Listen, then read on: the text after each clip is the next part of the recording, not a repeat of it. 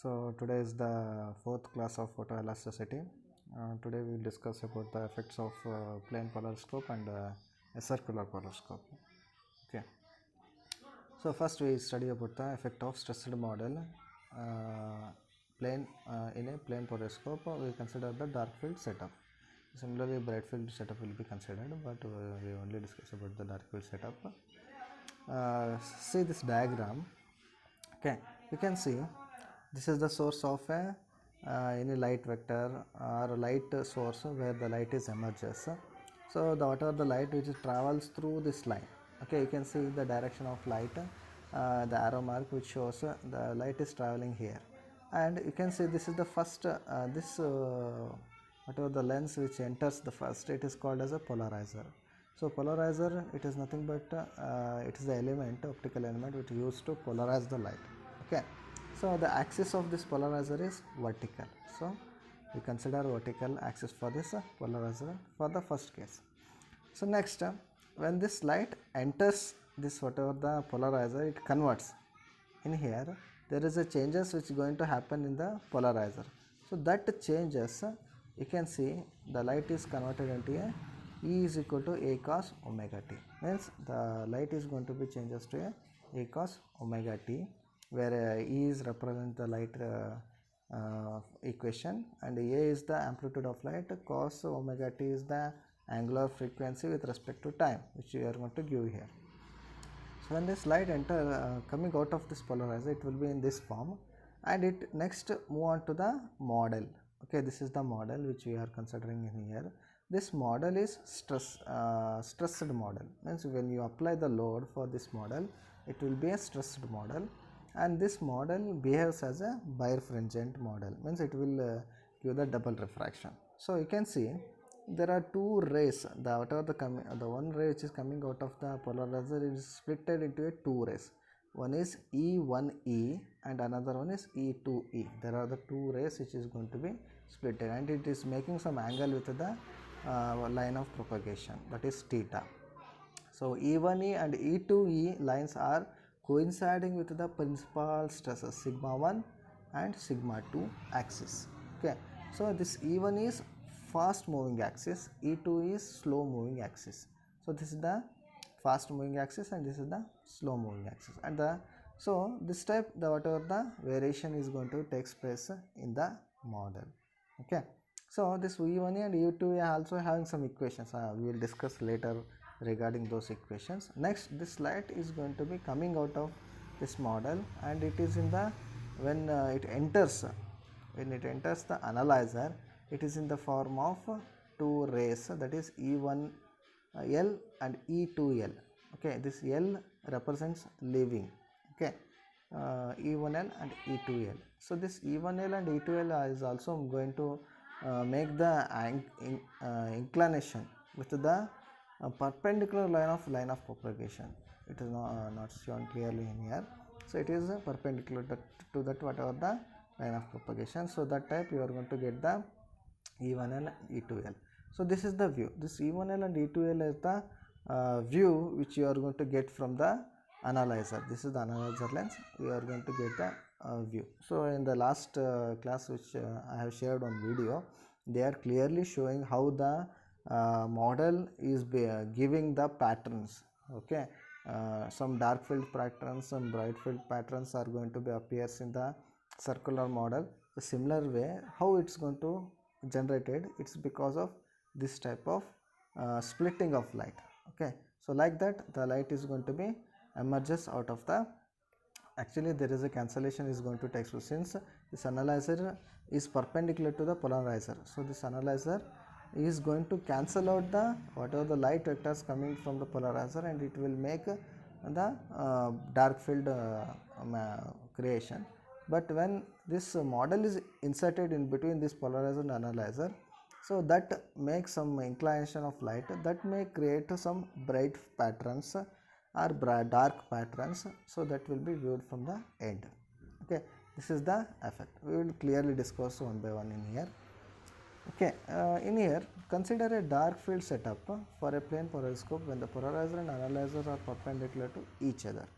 The plane polarizer light emerges from the polarizers can be represented by E is equal to A cos omega t. That is, I have shown in the diagram only. The equation is E is equal to A cos omega t.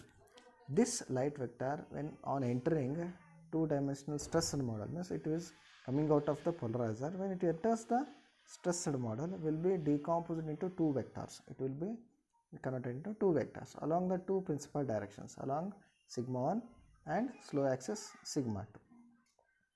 The light vector, electric vector along the fast axis on entering the model. So what happens when it is entering the model? This light vector is changes to this form. That is, A cos omega t is changes to E1E, which is equal to A cos omega t into cos theta, which is making some inclination. And along the slow axis, this is the fast axis conversion. Along the slow axis, the C to E, that is A cos omega t sin theta.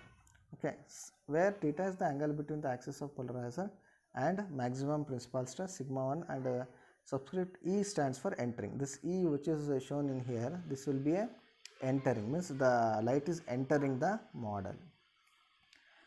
Okay, so after entering this light, since the light vector E1E travels faster and E2E slower, therefore on emerging out from the model, they develop a phase difference. I have shown in the last class what is this phase difference. Means if there are two waves, for example, just show, if there are okay, if this is a wave, if two waves are making some phase difference, okay, this is the difference. So this difference is called as phase difference. Means it will be created because of one fast wave and one slow wave. So this fast wave and slow wave will make the whatever the variation, and this will create the phase difference.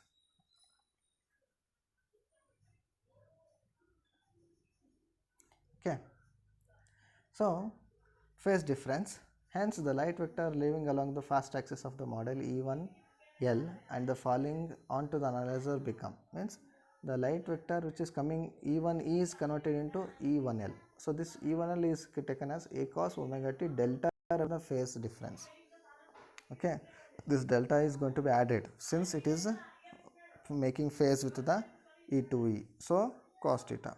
Whereas the light vector leaving along the slow axis model and fall on the analyzer will be given by, means E2L is equal to E2E, means there is no phase difference in the second vector, so that will be remains same.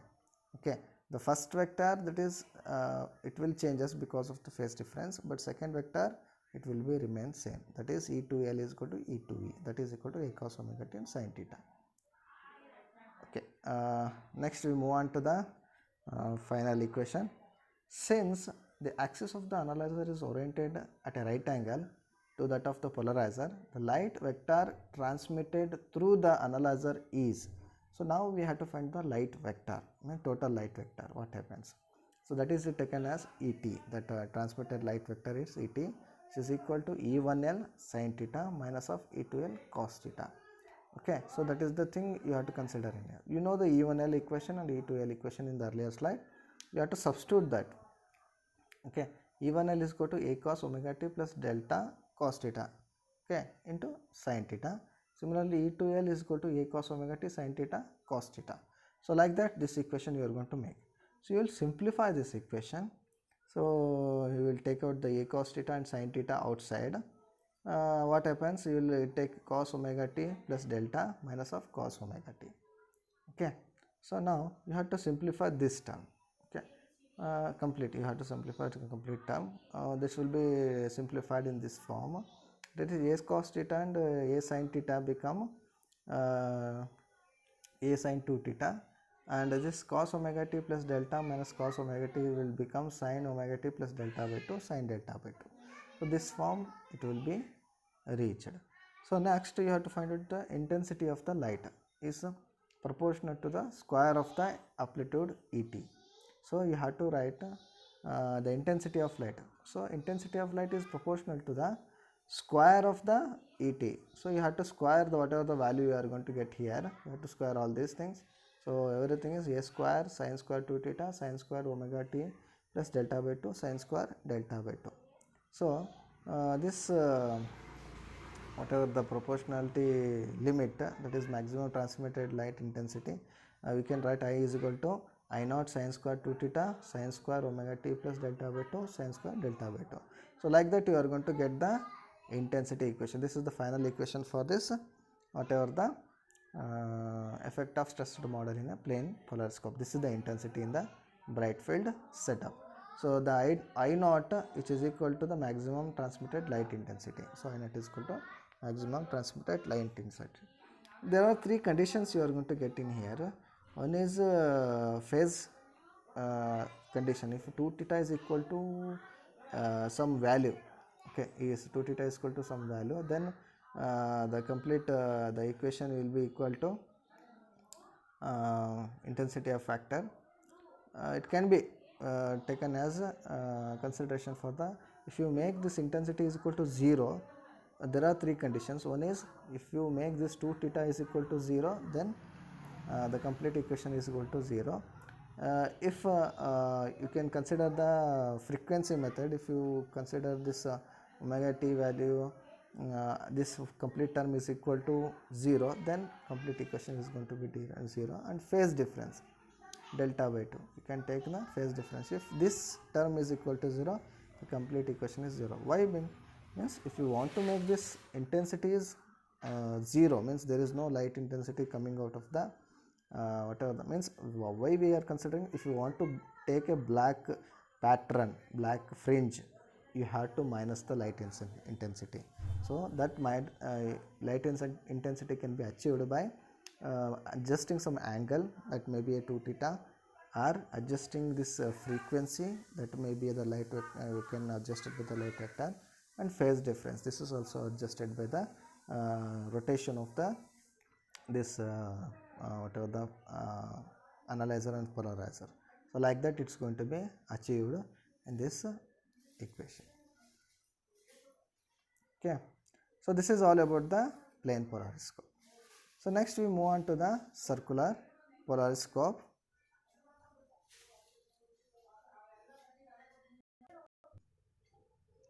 Okay students, so we now effect of stressed model in a circular polariscope. Okay, see here, in the plane polariscope we only having one polarizer, one analyzer, and in the middle there is one model. But when we come to the circular polariscope, we will find two extra quadru wave plate, that is the first quadru wave plate and second quadru wave plate. Okay, so that is the change between this circular polariscope and plane polariscope. See here, this is the source of light, means where the light is emerges.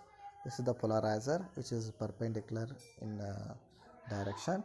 Then this is the quadru wave plate, which is just in front of this whatever the polarizer, which is at an angle of pi by 2. Means this polarizer is perpendicular and it is making the angle of pi by 2 with this polarizer. Next, the model, which is a stressed model, so it will having the sigma 1 and sigma 2 stresses. Then after the model you will find the second quadru wave plate, that is pi by, it's also in the angle with respect to this first, it is at the angle of 90 degree with respect to first, and it is at the pi by 2 with respect to analyzer. Okay, so this is quadru wave plate, second quadru wave plate, and this is the analyzer where the final image you are going to get. So why we are considering this setup? Because in the plane polariscope we will not clearly get the fringes because of isoclinics. So isoclinics is a fringe, it's also a fringe, but it will disturb the actual value of actual value of determining the stress in the fringes. But in here circular polariscope, it will avoid that isoclinics. That is one of the advantage of this circular polariscope. Okay, so see here, the light from the source, it will enters the polarizer, it will get polarized, and it will be takes the form of a cos omega t. Then when it enters this first quadru wave plate, okay, just a minute.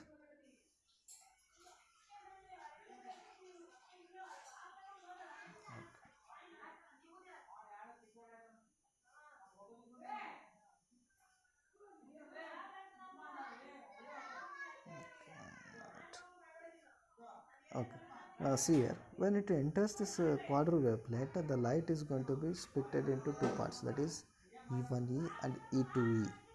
Okay, E1E and E2E are the two vectors when it is coming out of the polarizer and it will enters the quadro wavelet, first quadro wavelet. This E1E and E2E is going to enter the model. Okay, this vectors of vibration is going to enter the model, and it is a stressed model. So this vectors again splitted into two waves. Okay, again it is going to be splitted into two waves.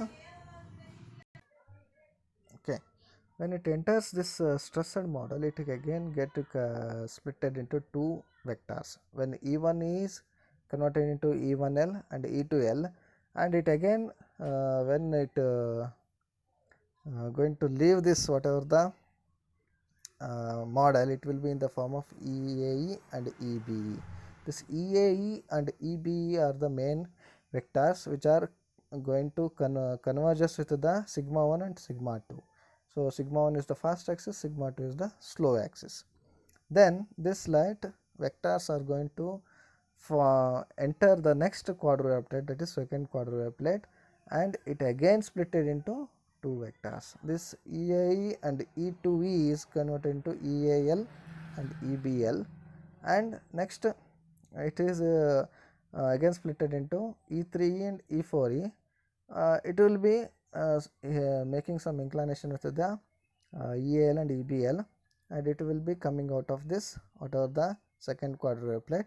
Means what happens, and it will enters the analyzer, and in analyzer it will be E3L and E4L as the final light vectors which are going to be observed from the view, and it is going to be considered for the analysis.